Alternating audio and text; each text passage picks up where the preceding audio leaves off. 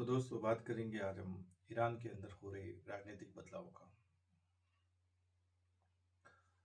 बदलाव हर 400 साल बाद इस क्षेत्र में होते आए हैं।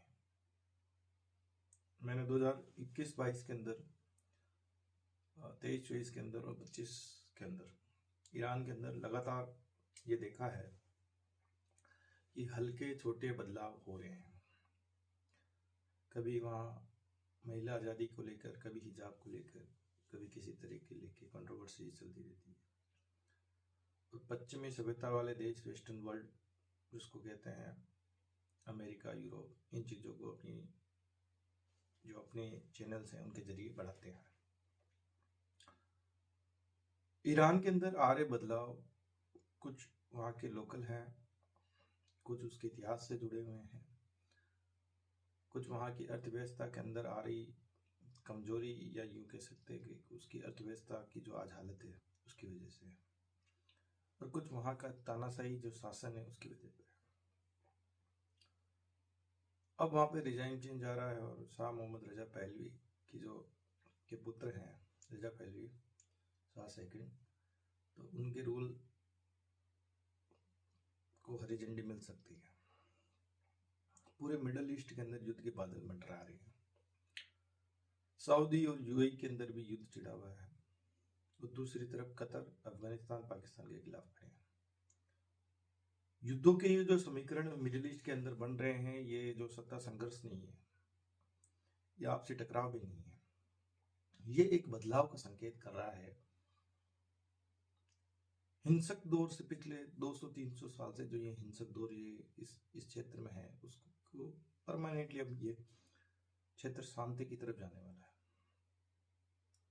पाकिस्तान के अंदर जो सत्ता का केंद्रीकरण आसिफ मुनीर के अंदर हुआ है, उसकी वजह से भी पाकिस्तान के अंदर भी एक सत्ता का संघर्ष और टकराव चालू होगा। ये जो दोनों देश हैं, पाकिस्तान और ये आपके ईरान और फिर जो ये अफगानिस्तान, इन तीनों के अंदर एक अंदरूनी और आपसी टकराव पैदा होगा, कुछ अंदरूनी कुछ आपसी।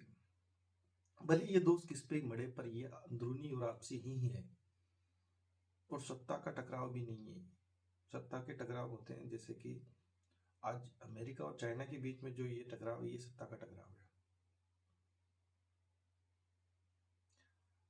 हर युद्ध की पीछे की जो कारण होते हैं, आज आप जितने जियो पॉलिटिकल एक्सपर्ट्स देखते हैं वो इवेंट्स को डिस्कस कर रहे हैं। ये हो रहा है इसलिए हो रहा है, ये हो रहा है इसलिए हो रहा है, इस वजह से हो रहा है, या इस वजह से ये हो गया।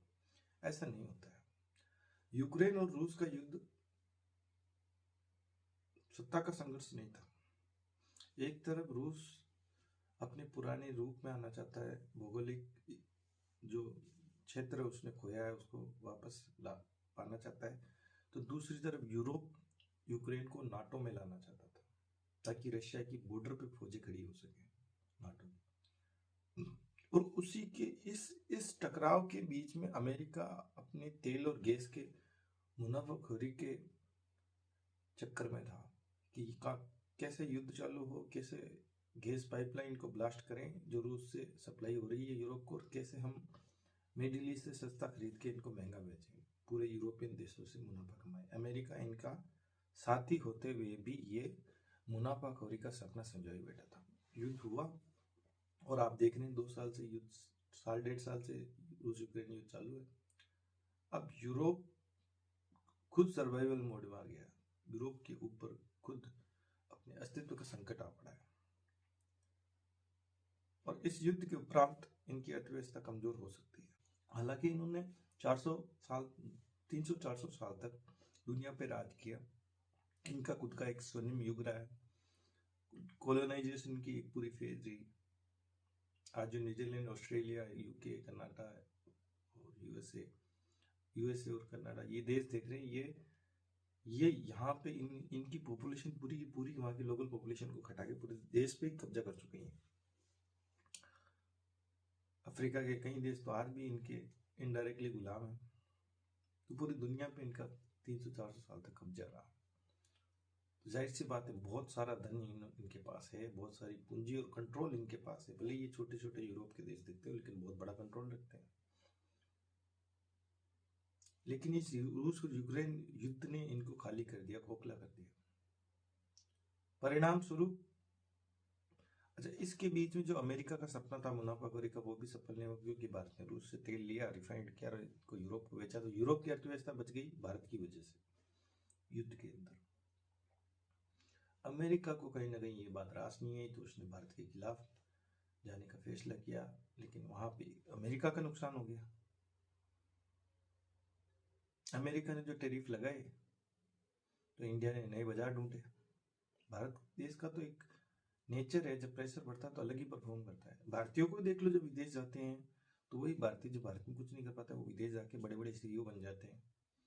और जब भारत पे प्रेशर पड़ता है तो युद्ध स्थिति पे काम करता है और अचानक से कुछ ही कर देता है भारत। भारत का ये स्वरूप है, जब भारत पे दबाव पड़ता है तो भारत कुछ भी कर सकता है।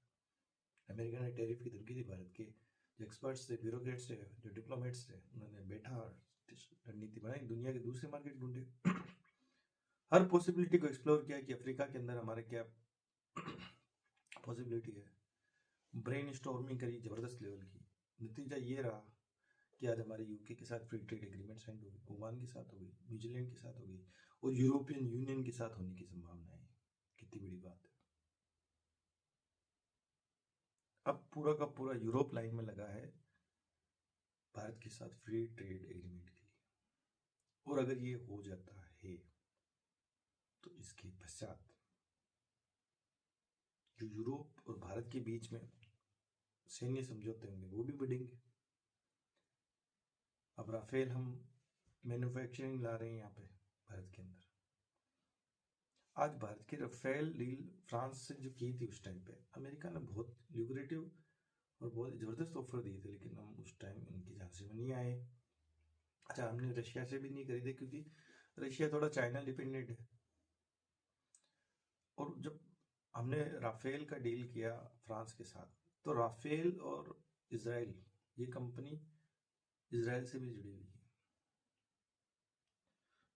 तो अमेरिका को काफी ज्यादा प्रॉब्लम हुई,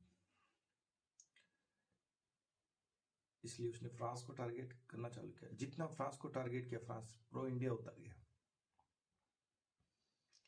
तो यूएसए, रशिया और चाइना की इक्वेशन के बीच में हमने जापान और फ्रांस और इसराइल को चुना अपने डिफेंस पार्टनर के रूप में। आप कहेंगे जापान से तो ऐसा कुछ हमने डिफेंस मिल गया नहीं। देखिए, डिफेंस के अंदर ना बड़े बड़े टैंक, मिसाइल और एयरक्राफ्ट, इनकी जरूरत अब कम हो गई है। स्टेल्थ टेक्नोलॉजी होती है, जिससे रडार उस ऑब्जेक्ट को डिटेक्ट नहीं कर पाता, एयरक्राफ्ट या ड्रोन वगैरह को। तो हमें स्टेल्थ टेक्नोलॉजी के अंदर जापान का सहयोग मिल जाएगा, रडार के अंदर मिल जाएगा।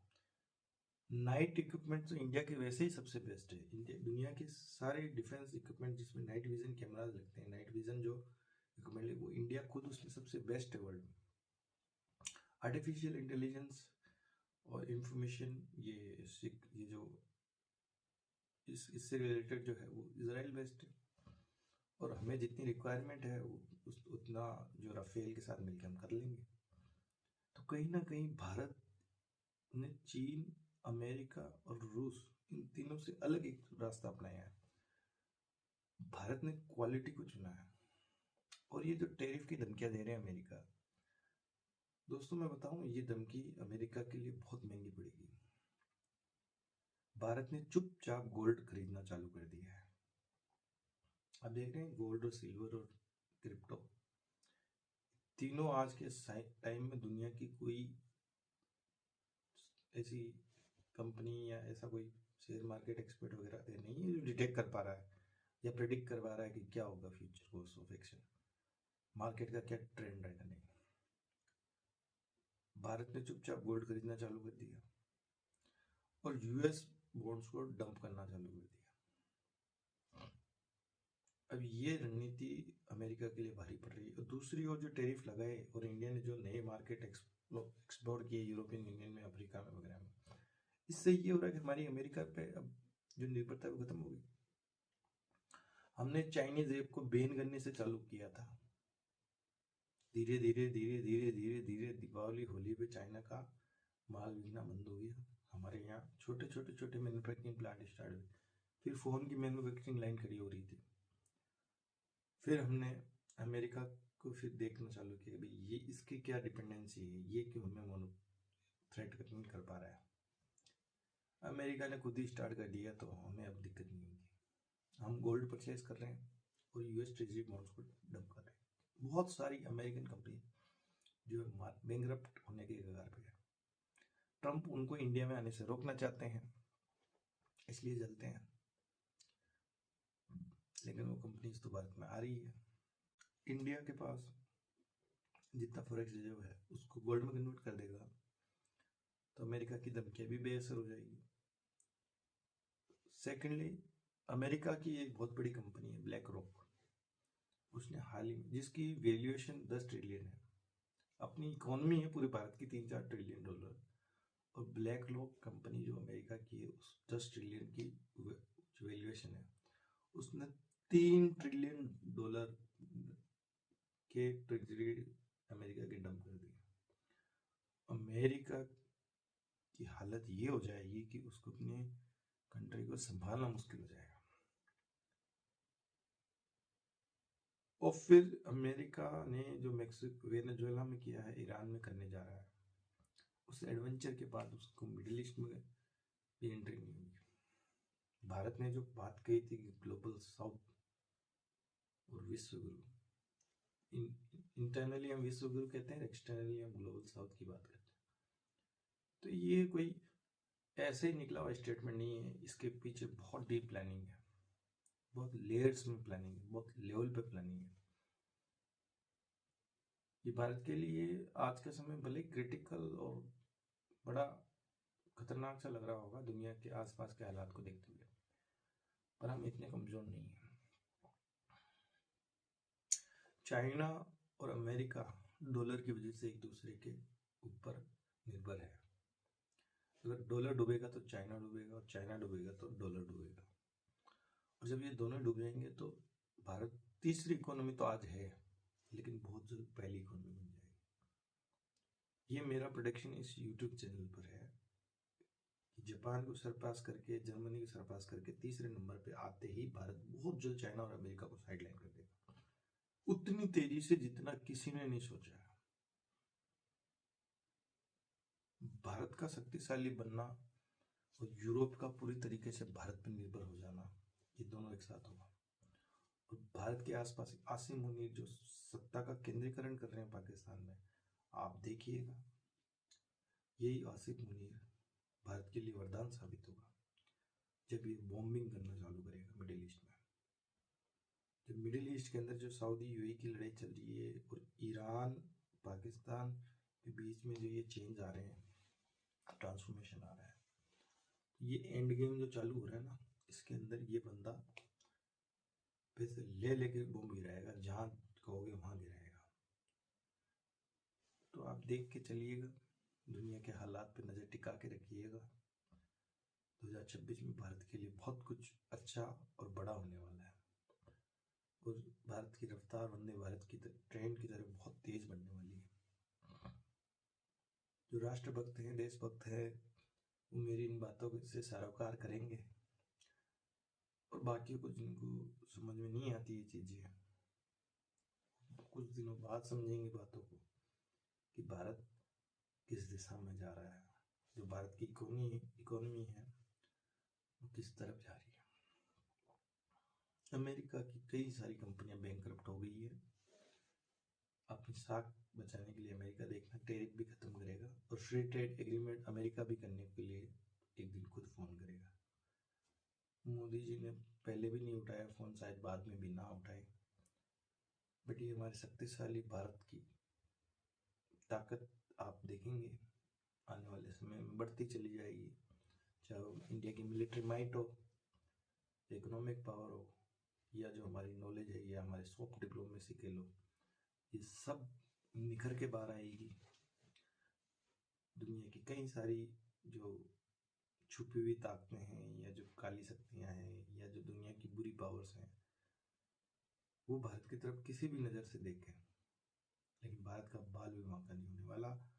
और वो जो शक्तियाँ जो भारत के खिलाफ खड़ी हैं वो जरूर अब बहुत मुश्किल में आने वाली है। थैंक यू दोस्तों।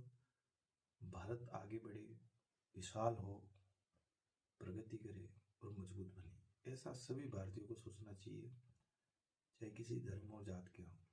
सबसे पहले हमारा प्यारा भारत, उसके बाद हम उसकी संतानें। Thank you.